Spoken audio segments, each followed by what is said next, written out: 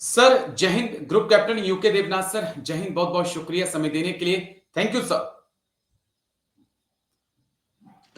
जय हिंद Rajesh. Thank you sir, आपने समय दिया। दरअसल दिल्ली हाई कोर्ट में एक बड़ा इंटरेस्टिंग मामला पहुंचा है सर। उसी मुद्दे के ऊपर मैंने आपके साथ बातचीत करनी थी।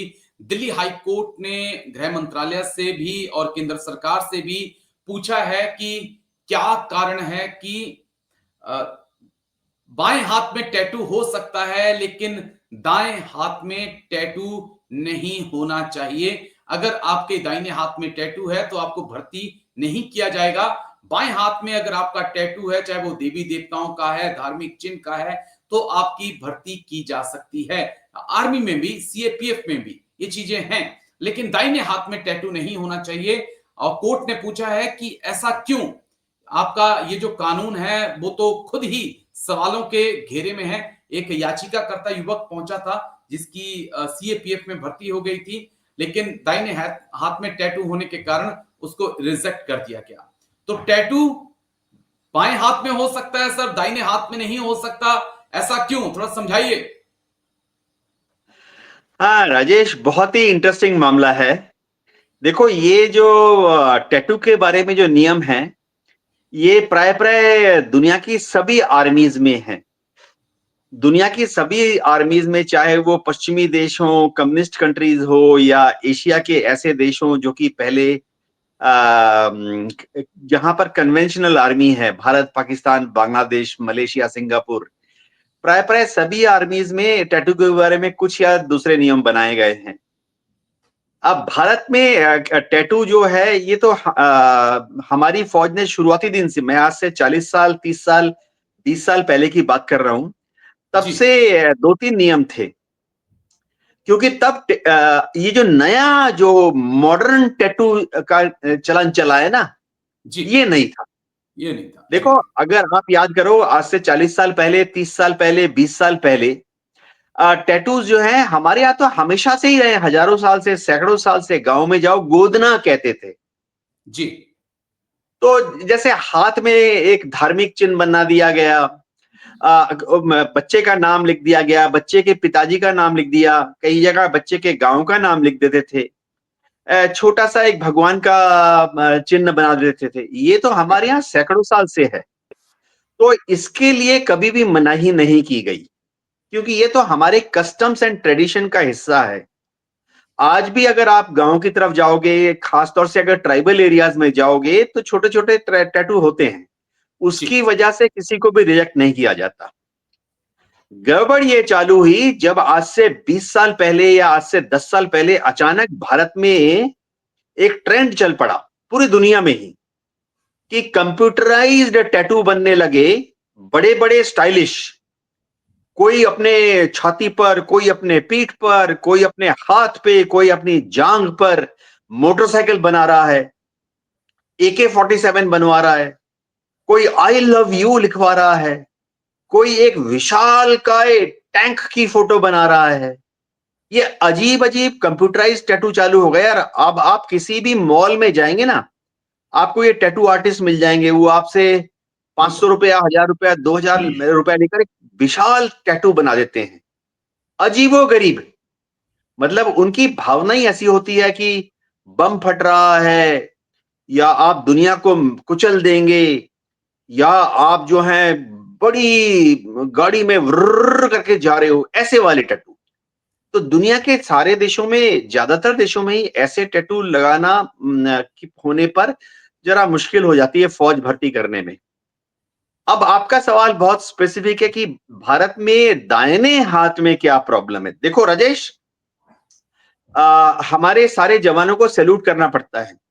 जी चाहे वो 15 अगस्त, 26 जनवरी को प्रधानमंत्री या राष्ट्रपति को सैल्यूट करें, या किसी भी नेशनल त्योहार पे भारत के झंडे को सैल्यूट करें, या पीटी के दौरान, परेड के दौरान अपने कमांडिंग ऑफिसर या सीनियर अफसर को सैल्यूट करें, या रेजिमेंटल फंक्शंस में वो क्वार्टर मास्टर में, मास्टर के क्वार्टर गार्ड में सैल्यूट करें। अब मैं, क्योंकि दर्शक जो हैं शायद काफी बड़ी तादाद में सिविलियन बच्चे भी होंगे, मैं उनको बताना चाहता हूं कि हमारी फौज में ज्यादातर जगह ही परेड की जो ड्रेस है वो हाफ शर्ट वाली होती है, जी, या कई बार तो बनियान में भी प्रैक्टिस की जाती है। तो देखो मैं दर्शकों को एक सैल्यूट का नमूना देना चाहता हूं, वो समझेंगे अच्छी तरह से। दाहिने हाथ से सैल्यूट भारत में और दुनिया के ज्यादातर देशों में ही दाहिने हाथ से देते हैं। तो मेरे लिए हुक्म है, सैल्यूट, दाहिने हाथ से सैल्यूट। Agree sir. ठीक है ना? हाँ राजेश, आपका जो सैल्यूट वो बेहतरीन है, मेरा थोड़ा सा टेक्निकली गलत भी है। नहीं तो सर, आप देख आपका सकते हैं जी, सामने भारत माँ के झंडे को, या राष्ट्रपति को, प्रधानमंत्री को, या दर्शकों को क्या नजर आ रहा है? मेरी हथेली, बिल्कुल सर।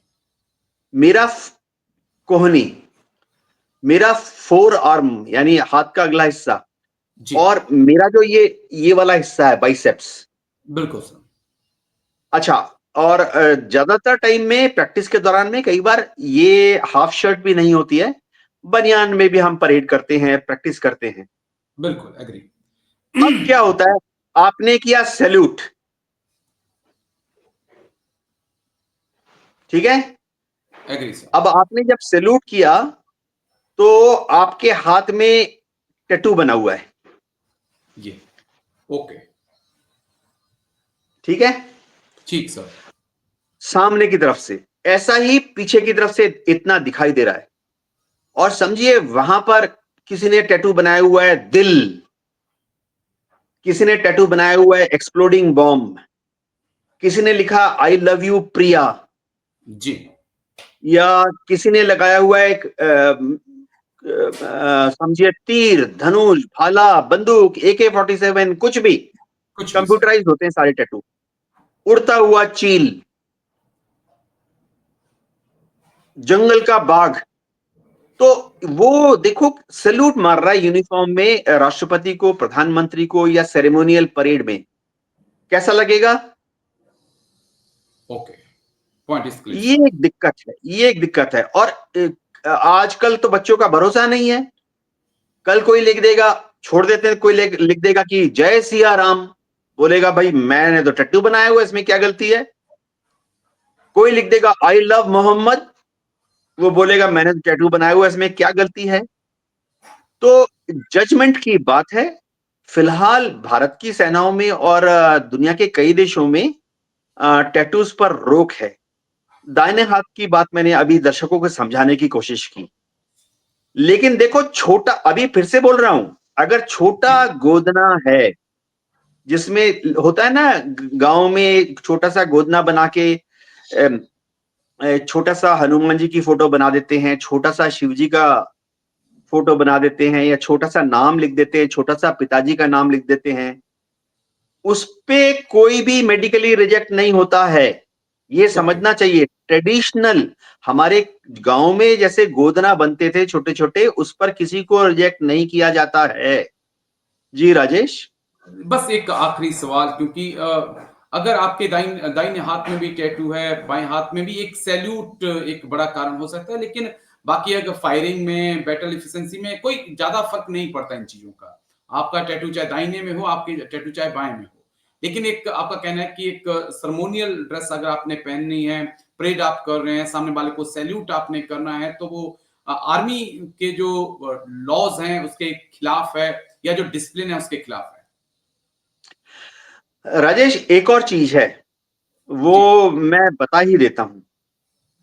देखो, जो डिफेंस साइकियाट्रिस्ट होते हैं ना, सिविलियन होते हैं। डिफेंस ओके, साइकोलॉजिस्ट जो होते हैं वो सिविलियन होते हैं।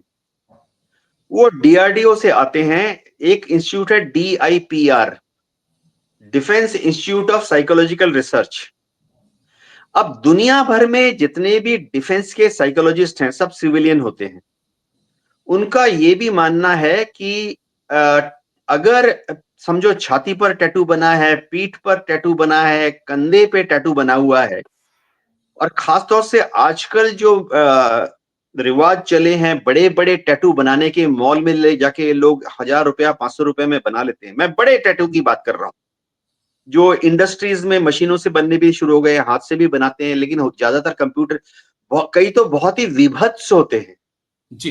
भयंकर टैटू होते हैं, देखते ही आपको लगता है कि पता नहीं क्या बन गया, चांद तारे सूरज पता नहीं अजीबो गरीब टैटू बना लेते हैं। तो डिफेंस साइकोलॉजिस्ट जो कि सिविलियन होते हैं, उनका कहना है कि ये एक मानसिकता दर्शाता है ओके। कि वो कुछ कहना चाहता है। ज्यादातर एग्रेसिव टैटू होते हैं, आक्रामक टैटू होते हैं, सामने वाले को